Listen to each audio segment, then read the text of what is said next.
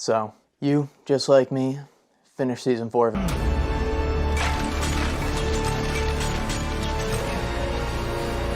and you thought, man, I really need to know what some random person on the internet thinks about this series. And you know what? I'm in the exact same boat. Now, if you're here, you know this is the objectively correct Invincible season ranking. And if you don't agree with that, you're wrong. Now, let's get started. I feel like it only makes sense to go from worst to best. So let's start with the worst. In last place, we have Season 2. I'm sure you guys saw the thumbnail, but Season 2 is not being rank 1. Let's get that out of the way here. Season 2, not great. Just to start out, I mean, they took a 3-year gap, I think, in between Season 1 and 2. I know COVID happened. No one was really able to work. So, all right. I'll give you guys a little leeway there, all right? You guys have a little bit of an excuse. But my God, that animation for 2 or 3 years of wait, I don't know what we're doing here, guys. I mean, I don't know. And I am not saying that any season of Invincible is bad. I personally think Invincible is one of, if not the greatest shows out right now. I have been an Invincible dick rider, bro. I've been watching since Season 1 came out. I think Season 1 was fully out when I watched it, so I didn't have to wait week by week, honestly, I don't even know how the batches worked for Season 1. I watched all of Season 1 in a day, waiting 4 months in between Episode 4 and Episode 5. Robert Kirkham, what were we thinking, buddy? They said we needed an emotional break from what happened in Episode 4. My God, I needed an emotional break after Mark got his fucking guts ripped out. Just saying, man. I mean, holy shit. But I don't think the finale for Season 2 is bad.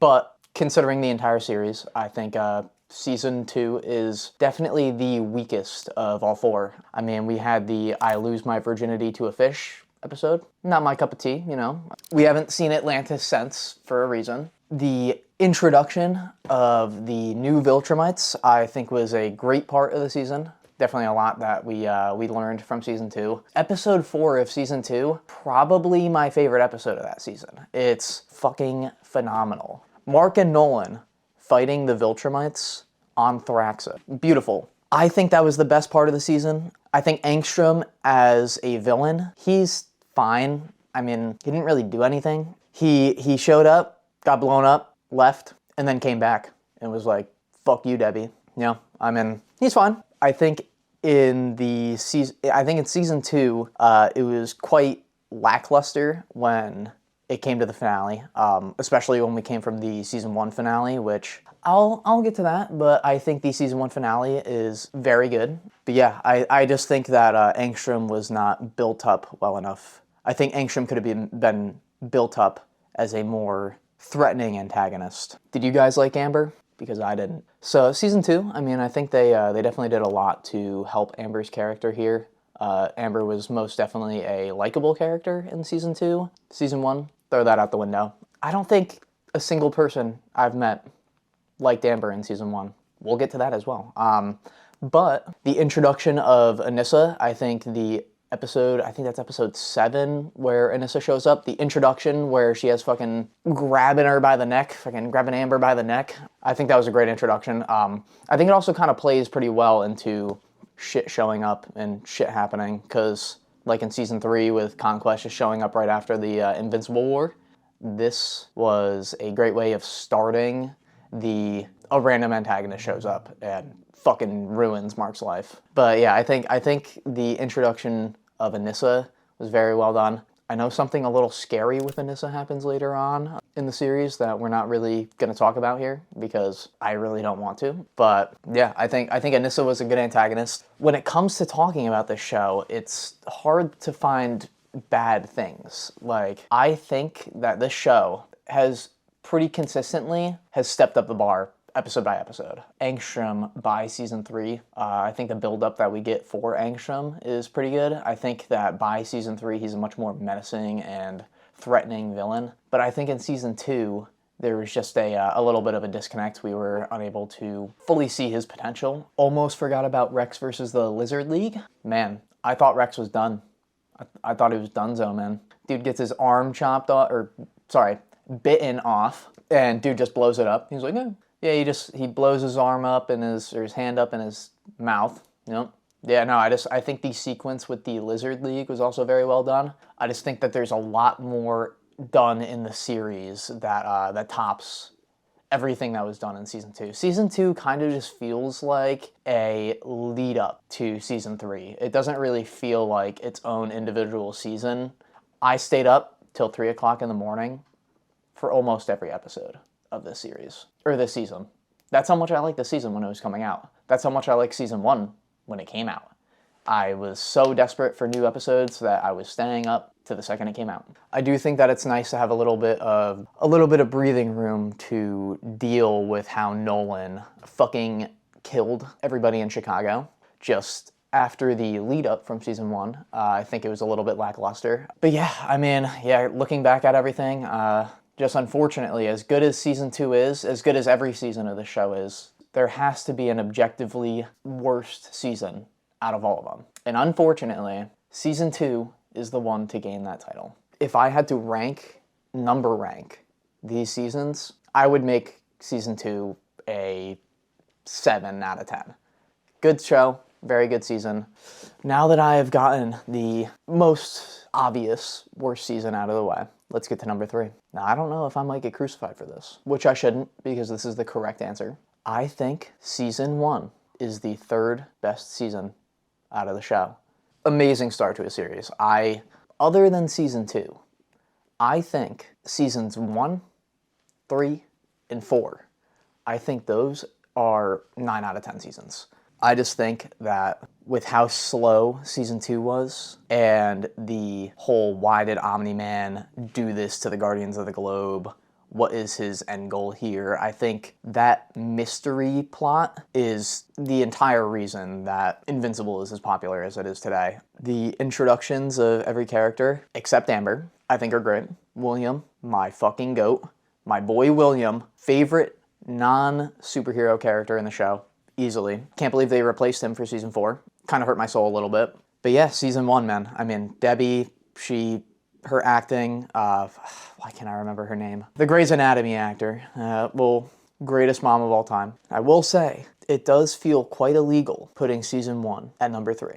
The fight between Omni-Man and Mark at the end of the season is probably my favorite fight the entire show. Yeah, I think if we were ranking individual episodes, I think the finale of season 1 is probably the best episode in the season, or the series. Really hard to go off of the emotional beats of Mark having to reconcile with his dad just not being the person that he really thought he was his entire life. Yeah, I mean, I don't really have anything bad to say about, I mean, every single story that was in season 1 did not feel like filler. Almost forgot about Omni-Man absolutely decimating the Flaxons. Probably, other than the Conquest fight, the first Conquest fight is the best animated sequence in the series. Song, banger.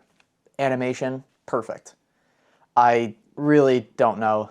There's nothing bad I can say about this season. Probably peak television. I do have one complaint, actually. Amber. That's about it. Okay. Now, this is where I had to fight with myself a little bit.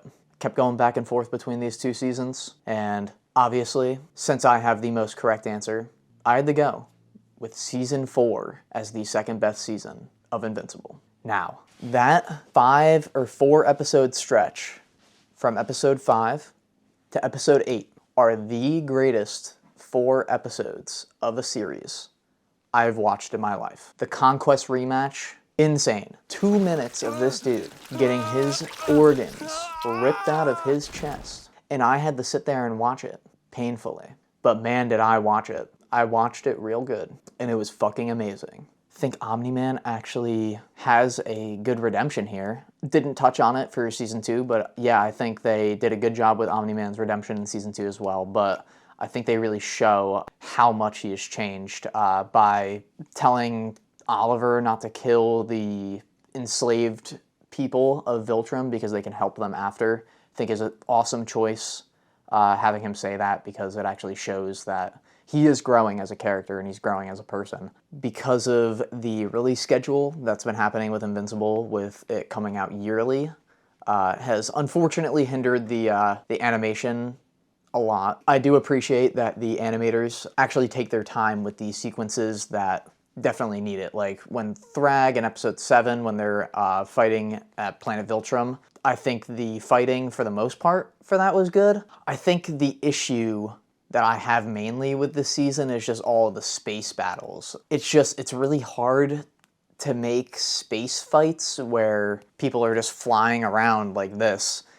I feel like it's really hard to make that look good. The second that Conquest and Invincible or Mark are fighting on the planet, you instantly see the budget increase because it's just so much easier to make that fight dynamic because there's obstacles that they can go around or go through or have to look out for. There's so much more that can be done when there's actual terrain during a battle. Other than the kind of flat, slow-moving space battles that didn't really take me out of the show too much, I do understand that the Viltrumites are not human. They can heal from pretty much fucking anything, but because of how gory the show has gotten and how used to the gore that the audience has gotten, honestly, I can't even really say that we're used to it, because I was fucking screaming from that Conquest fight, but it feels a lot less impactful, because it feels like it's just doing it for shock value. I'm not gonna say that I don't think it's badass that Mark fucking survived that shit. I think that's fucking sick. But at the same time, I also have to point out that it gets a little repetitive when Mark gets stabbed through the chest, and then Nolan gets stabbed through the chest an episode later, or 2 episodes later, and it's a little bit anticlimactic when 5 minutes later we see that they're perfectly fine. Thrag in this season as well, he has been phenomenal. Lee Pace as his voice actor, I think is great. I've been seeing a lot of the stupid Ryan Hurst fucking AI TikToks. He sounds fine, but I think Lee Pace has a pretty good aura about him. Like he seems more like a civilized Viltrumite, if that makes sense. Like, it seems like he is more willing to, well, as we saw at the end of the season, which I would probably say the season 4 finale is probably my 3rd favorite finale. Mainly because it's the least action-packed other than season 2. But I think the implications of season 4's finale, the implications are much higher for going into season 5, because now we have every single Viltrumite living on Earth now, rather than them just being on a distant planet somewhere, you know? Yeah, I mean, Thrag was awesome. Other than Conquest, Thrag is probably the best animated character, probably the most consistently animated character. I guess I will put another nitpick in here, but I think the PTSD moments with Mark, getting the PTSD moments, I like, but I feel like it was a little too much. Like, I feel like doing 2 of them would have been fine, and then having the Thrag fake out at the end would have been... I think the Thrag fake out's cool as well, but I think it was drawn out a little bit. There's the Herm episode in season 4. Didn't even talk about the Herm episode in season 4. I liked the Herm episode in season 4, but felt kind of like an odd stopping ground. I like what the implications of the episode have for Mark as a character. I do think that just having that episode in the middle of everything that was going on from episode 3 to episode 5, I just think it was an odd choice of placing that episode there. To be fair, I'm not entirely sure if there would have been a better spot to put that arc. Personally speaking, I just think that arc felt a little off from where it was, but I do still think it was an enjoyable episode. Honestly, I see a lot of what I'm talking about right now as nitpicks. The season just ended, so it's pretty much what's mostly fresh on my mind, so that's probably why. It seems like I'm nitpicking a lot, but personally, man, it's just, this season was so fucking good. It's really hard for me to say that this is the second best season, because it really is just so good, but when it comes to this final season, I think it just slightly takes the cake. Now, drum roll please, the answer to the greatest season of Invincible is season 3. Now, put your pitchforks away, because this is the correct answer. Did you guys watch that Conquest fight? Because holy shit, I don't think I've seen a better episode of television in my life. We got 40 straight minutes of Conquest and Invincible duking it out, hands to hands. We see Mark break every limb, and use the last limb he has to finish Conquest off. Now, Adam Eve pretty much beat Conquest here, all right? All right, I understand. But that Conquest fight is the greatest episode of TV I have ever fucking watched. Powerplex, Aaron Paul is Powerplex. I wish he'd be coming back as Powerplex. I do know that some people do not like him as Powerplex. I think he did a fucking amazing job. Goated actor.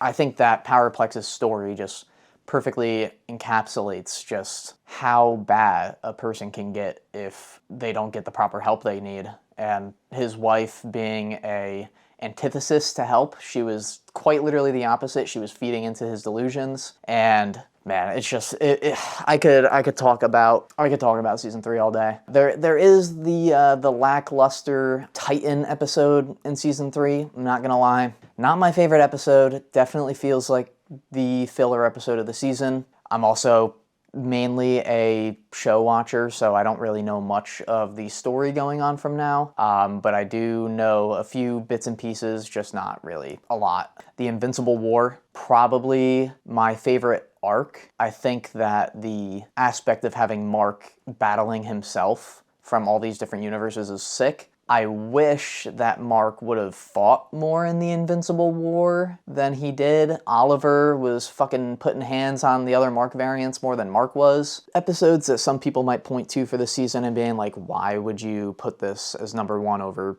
Because I feel like most people at this point would say that season 4 is probably their favorite, or maybe season 1. But when it comes to like the time travel episode or like the Mr. Liu episode in season 3, I do think that the Mr. Liu episode is pretty lackluster in the season. I do think it's better than the Mr. Liu episode that we got in season 4. But I do think it's still a little bit of a drag. It feels like it's kind of just there to make Invincible hate Titan a little bit more. But when it comes to the time travel episode, I feel like a lot of people don't like the time travel episode as well. I personally like it. I like the build-up to Immortal being the king of Earth. We also get a little bit of hint towards the Scourge virus, which might be coming in season 5, where they say that Mark was sick and he had to leave planet. So I think that's cool. I think that kind of shows that we're going to be seeing the Scourge virus again in the series. And I think they handled the time travel episode great because they split the episode into 2 by having the jailbreak as the second half. I do think that the jailbreak episode is another standout episode of that season. We also get Cecil's backstory in the season, which I think was a really good way to show that Cecil used to be like Mark. He used to want to save everybody, and he wanted to do the right thing. And his backstory helps shows that the world, not just in the Invincible universe, but just in general, is not black and white. There's always going to be some gray areas. There's going to be some people who see a good act as bad. There's going to be some people that see a bad act as good. There's never perfection in our world, and I think Cecil's the perfect embodiment of that, and that